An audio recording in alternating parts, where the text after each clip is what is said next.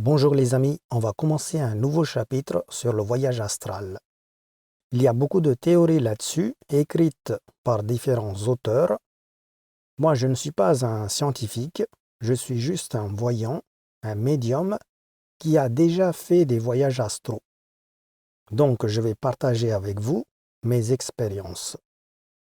Ce que l'on peut faire durant un voyage astral, quels sont les interdits à respecter, etc. Alors, il y a deux méthodes de faire un voyage astral. L'un, c'est par la méditation et l'autre par le pouvoir d'une divinité, c'est-à-dire d'une déesse. Personnellement, moi, je ne fais pas de sortie hors du corps par la méditation. Cette méthode doit être sûrement longue et difficile à faire. Dans le cas où vous faites une projection astrale par la méditation, on ne pourrait jamais faire un voyage astral. Pourquoi? Un voyage, c'est quoi? Je vais d'une ville à une autre ou d'un pays à un autre. On ne peut que parler de sortie hors du corps ou projection astrale, dans le cas d'une sortie hors du corps par la méditation. Donc les personnes qui disent « j'ai fait un voyage astral en Égypte, j'ai visité le pyramide, etc. » ce sont juste leur imagination ou des hallucinations. Je pense que par la méditation, il est possible de sortir hors de son corps, mais pour ça, il faut que vous arriviez au stade θ. Alors, c'est quoi le stade θ? Entre le réveil et un sommeil profond, il y a différents états. Ce sont les différentes étapes du sommeil. On a bêta, alpha, θ, delta, gamma. Bêta, c'est quand vous êtes réveillé. Alpha, c'est quand vous commencez à dormir. θ, c'est l'état d'hypnose. Delta, c'est quand vous avez dormi, mais vous êtes conscient. Et gamma, c'est quand vous êtes dans un profond sommeil. Et donc, quand vous méditez, si vous arrivez au stade θ, je pense que dans un état d'hypnose, qu'il est possible de sortir hors de son corps. Ça, c'est à vérifier quand même avec les théories écrites par les scientifiques dans les livres. Toujours est-il que vous allez rester dans la pièce en sortant hors de votre corps. Vous pourrez marcher, mais vous n'allez jamais voler. Qu'est-ce qui va sortir hors de votre corps? D'après mes expériences, je dirais que c'est l'aura qui va sortir, parce que c'est la couche externe de notre corps. C'est notre bouclier de protection thermique. Je vais faire une vidéo uniquement sur l'aura, parce que ça nécessite une attention très particulière. Certains disent que c'est l'âme qui sort hors de notre corps. Ça, ce n'est pas possible. Si l'âme sort de notre corps, on ne serait plus en vie. OK?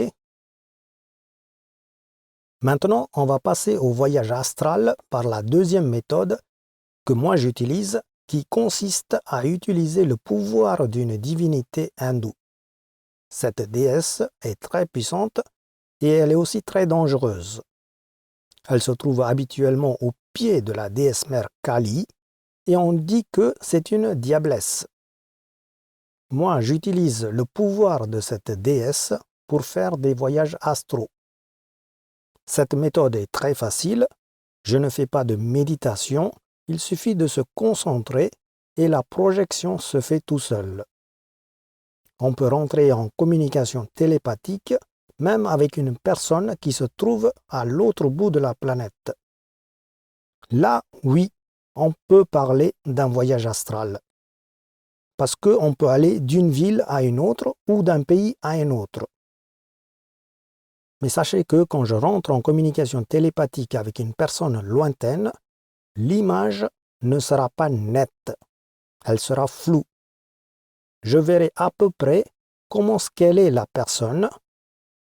Je pourrais dire s'il est mince ou gros. Voilà, pas plus. Je ne verrai pas les traits du visage, etc. Donc les visites des pyramides en Égypte, tout ça, vous pourrez oublier. On ne verra que dalle. Il faut que vous sachiez aussi que dès lors que vous sortiez hors de votre corps, le danger peut venir de partout. Et encore, pourquoi vous voulez sortir hors de votre corps? Moi, je sors de mon corps uniquement si besoin, en prenant bien sûr toutes les précautions nécessaires et avec l'autorisation de ma déesse. Je vous donne un exemple, vous allez comprendre pourquoi je vous dis ça. Renault fabrique une voiture neuve qui sort d'usine et elle est en parfait état de marche.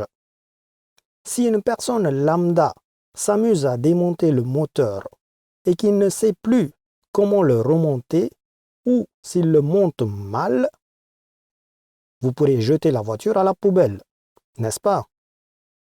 La sortie hors du corps, c'est pareil.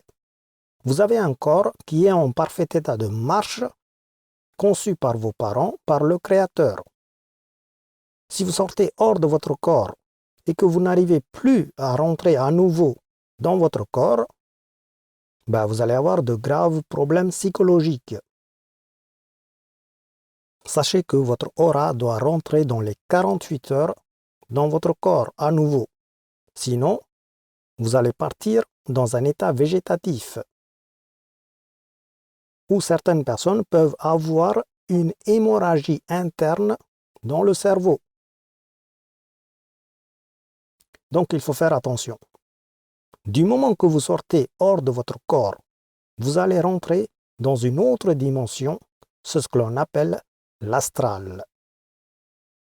C'est un monde entre la terre et le divin. Là, le danger pourrait venir de tous les côtés.